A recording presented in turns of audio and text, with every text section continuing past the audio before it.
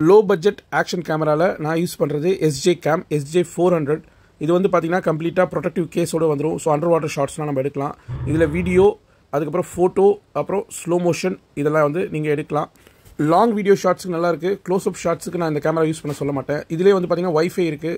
So நீங்கள் wifi enable பண்ணிவிட்டு app மூலிமா வந்து உங்கள் செல்ஃபோனை வந்து நீங்கள் கேமராவோட கனெக்ட் பண்ணிக்கலாம். ஸோ உங்கள் செல்ஃபோன் ஆப்லேருந்தே நீங்கள் வந்து கேமராவை ஸ்விட்ச் ஆன் பண்ணிக்கலாம். நான் ஒரு வாட்டி திம்பம் போனப்போ வந்துட்டு காருக்கு மேலே இந்த கேமராவை கட்டி விட்டுருந்தேன். ஸோ செல்ஃபோன்லேருந்து நான் வந்து அதை ஆப்ரேட் பண்ணிட்டு இருந்தேன். இதில் லூப் வீடியோவும் இருக்குது. எனக்கு கிட்டத்தட்ட 2.5 ஹவர்ஸ்க்கு கண்டினியூஸாக நான் ரெக்கார்டிங் பண்ணேன். 25 மினிட்ஸ் வீடியோவாக வந்துட்டு ஒரு 4 ஃபைல் ஜென்ரேட் ஆகிருச்சு.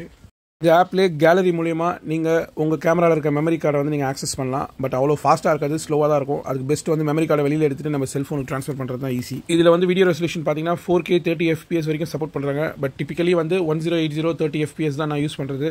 ஸ்லோ மோஷன் பார்த்தீங்கன்னா வந்துட்டு 720p அதில் 120 FPS வருதுன்றாங்க. பட் நான் அதை ஒன்றும் செக் பண்ணல. ஃபோட்டோ வந்து பார்த்தீங்கன்னா 12 மெகா பிக்சல் வரைக்கும் நீங்கள் எடுத்து